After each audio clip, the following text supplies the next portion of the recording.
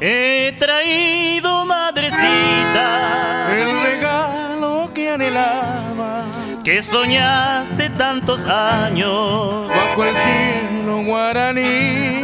En tu blanca cabellera será un manto de alborada que acompaña tu plegaria cuando ruegas para mí.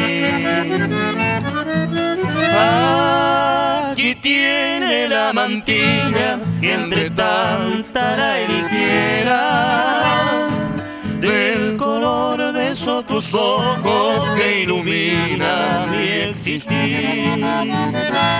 Es hermosa, tan hermosa como un sol de primavera. Es acaso lo más fino que han tejido para ti. Como regalo a mi madre quiero que llegue este canto, ofrendo de corazón a ese amor tan puro y santo.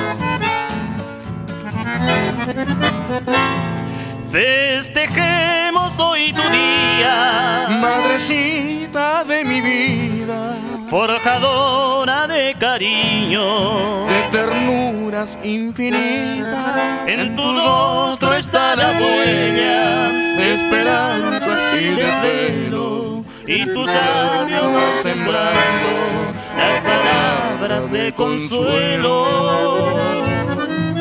Aquí tiene la mantilla que entre tantas la eligiera, del color de esos tus ojos que ilumina mi existir. Es hermosa, tan hermosa como un sol de primavera. Es acaso lo más fino que han tejido para ti.